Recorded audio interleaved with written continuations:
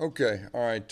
Very excited about our win last night. I thought our guys played their best football game overall in all three phases, and it was really good. Helmet stickers today went out to Bo Nix on offense, 335 yards, 2 touchdowns through there, 56 yards rushing with a TD. Defensively, Jeremiah Denson with 6 tackles, one for loss. He had a sack. And also had a fumble recovery, really set the tone for our defense and special teams. Jacoby McLean with the recovery on the kickoff, and that was one of the big plays in the game, to be able to get the fumble recovery. And then I think we scored 2 plays later and gave us some breathing room. But like I said, overall, very pleased with our effort, especially coming off a big emotional road victory the week before. And they took care of business. And like I said, our goal is just to keep improving. And really, that's the simple message heading into this next game. Questions? It seemed like yesterday that Bo got more opportunities to throw it downfield. Was that him being more comfortable, Seth being healthier, those guys, or something in Mississippi State? Well, I think it's all the above, and we were able to hit a few of those early, and it just kind of opened things up, and it was good to see us hit some vertically. When we're able to do that, it opens up the run game better and just everything, and opens up the playbook. So that was really one of the bright spots, that we hit some things vertically down the field, and we were pretty efficient in the passing game. Gus, how much impact does just having sports on the field make? His threat, being a threat to run and Yeah. all the things he can do? Yeah, well, he provides a different element. He can make a lot out of a little. Even when he doesn't get the ball, he influences people, specifically on one of those touchdown runs out of our Wildcat, and he goes in motion out of the way, and it held 4 guys on that backside, So he's one of the impact players that, defenses, they know when he's in and where he's at. The best offenses you've had here, it seems like it's taken a few games to figure out how all the pieces fit together. Yeah. Do you feel pretty comfortable with how all those pieces fit together right now? I think there is something to be said for that. With our freshman quarterback, getting a feel for him, we're learning him every time he's out, and he's feeling more comfortable. And then we finally have all the pieces of the puzzle on the field. We hadn't had that until last week, and so now we can start getting some consistency, especially in practice. Our quarterback hadn't had time to develop the timing that you really need, so we're kind of doing that as the season goes. So now that we are the pieces of the puzzle, it really gives you more flexibility to call what you want to call. With a guy as fast as Schwartz, does it take some time to learn how to deal with him because he's so different? 100%. That was one of the most encouraging things, is that deep ball right before half that Bo put it on the money, because he's so fast, and he hadn't been able to get those reps because of his broken hand in the cast until about 4 weeks ago, and now he can, he has a cast off, and so we've really worked hard in practice, and that was really good to see the timing, because he's a guy that has not normal speed, that it takes a while to develop that chemistry. Did DJ Williams do enough to kind of move up the totem pole a little bit? Yeah, it was good. He's finally healthy and got a chance to carry the ball, and you can see he's got something to him. He really has a wiggle, and he's got good vision. So we'll see where that goes. But it was really good to get him out there and let him touch the ball a few times, during the season. It's been a while since you've been able to kind of not split them, but put the reps out there with the running backs, where you're not having a 20-25 carry guy the last 2-3 Yeah. games. Is that just something been a feel thing for you? Have you gone in specifically, hey, you're going to get this snaps this time?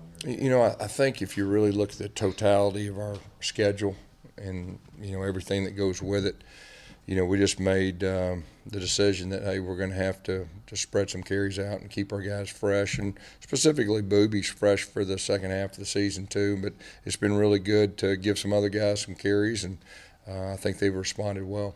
As you talked about the offensive line, was that as a complete game as those guys have played all I think so. They protected well. There's no doubt about that. They gave them time. They presented a couple exotic pressures, and I think our backs protected well. That's the best we've protected so far, and I think we did a good job in the run game too. Mixed in the gap with the zone. That really helped. And of course, like I said, when our quarterback keeps the ball just a few times, it changes everything. How different, you kind of talked about that since really the second half of the Tulane game. How much has that made a difference for your offense? It's made all the difference. That big 3rd down and 1-2 run where he busted it back across the field. That just opens it up for later on. He made a really good decision on the touchdown run down there. He dove in the end zone, and that really opens things up for your tailback. With the offensive line, they've played some pretty good defensive line so far. It looks like Florida is another very talented. Right. What type of test are they going to have this week? Oh, it's going to be a real test. There's no doubt. They got an excellent defense. They can really run. They're aggressive. Their defensive coordinator is aggressive type coach. We're expecting a really good test.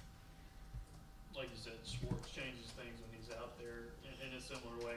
Seth being healthier, and he got a lot of targets early. How much does it kind of help Bo and just the offense? Seth's a guy that one-on-one can be covered, and he still has a chance to come down with the ball. And he's still not completely 100% healthy, but when he's on the field, it really changes things. And he's an impact player.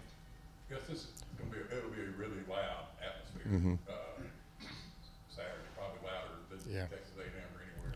Is there anything you can do besides the noise things? That's really what you do. I mean, really the noise. And the great thing, we even did it last week. I mean, it's just preparing for these road games that we have. That's really what we decided to do. We did it in fall camp, and hopefully that'll pay off. Because we do understand it's going to probably be louder than our last road game. Talk about Bo being willing to keep the ball. How much more flexible does that make you in terms of being able to scheme where maybe you don't even have to block a particularly good player because you're reading?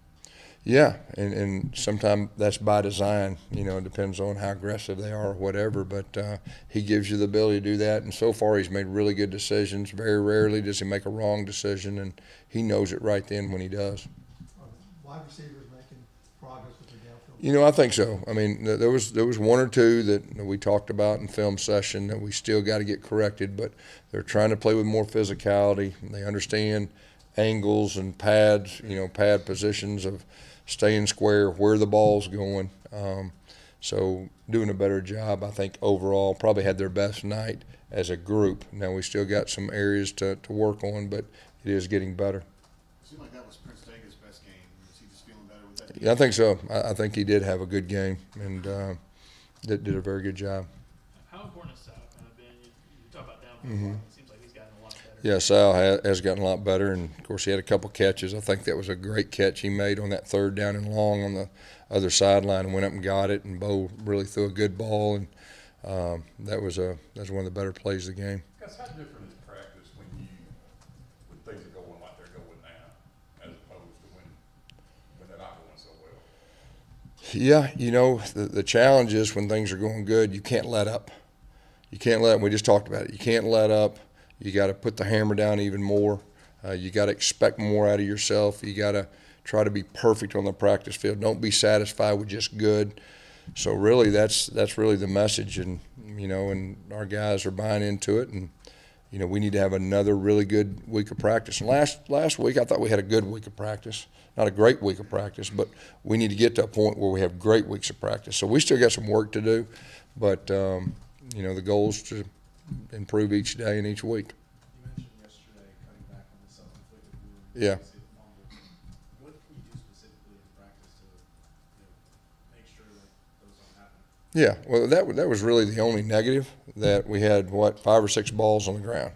One was debatable, okay, but there was, that's why I said 5 or 6, but that's too many, and really that's the sore spot, man. We got to correct that. That's not it. That'll keep us from our goal, and we got to get that corrected. And we're starting on that tonight. And there's all kinds of things you can do, and we got to coach it better. We got to teach it better, and we got to motivate better. And we're going to hold on that ball better. I'll tell you that. I guess it looked like your second team and third team got to play against their first team a good bit. Does that help? Get some video on those guys. No, there's no doubt, and get those guys a chance to play in the fourth quarter and against a quality opponent, and that does nothing but help your depth. And we talked about a couple areas that we need more depth, and so that was good for those guys to play. And it's also good for your team morale too. Get a chance to get those guys to play. You faced Dan Ballman for 10 years now as a coordinator or head coach. How's he the same? How's he different? I got a lot of respect for Dan. I mean, he's one of the best coaches in our league, and he always has a good plan, and his teams are always, tough to prepare for, and they're going to be prepared, so it ought to be a good one. After 5 games, how would you evaluate the position you made for Nick Coe at outside linebacker and his performance? Yeah, Nick's battled a couple of nicks and bruises, and he's played some different positions, and he's coming on, and I'm seeing him improving. Is it kind of weird that for as long as you've been at Auburn, either as coordinator or head coach, that you've only faced Florida once in that stretch? Say it again. Is it weird that for as long as you've been at Auburn, either as coordinator or coach, that you've only faced Florida once? Yeah, and it was here. It was here, and this will be my first time to ever go to Florida. I've been every other place in our league but Florida, so this will be a first, and looking forward to it. And but yeah, that is pretty unique. You wear visors because of Spurrier, right? I do. And so being down there would be at least somewhat Yeah, I hadn't even thought about that. Yeah, that will be pretty cool. They're wearing Spurrier throwback uniforms too. Are they? Yep. It's homecoming too. How do you feel about that? Being homecoming? We hadn't been homecoming too many times, so I'll tell you after the game. Have you got a chance to check out the quarterback, Kyle Trask, and kind of see what his strengths are? Really, we'll start our film study directly tonight, but heard nothing but good things about him. Thank y'all.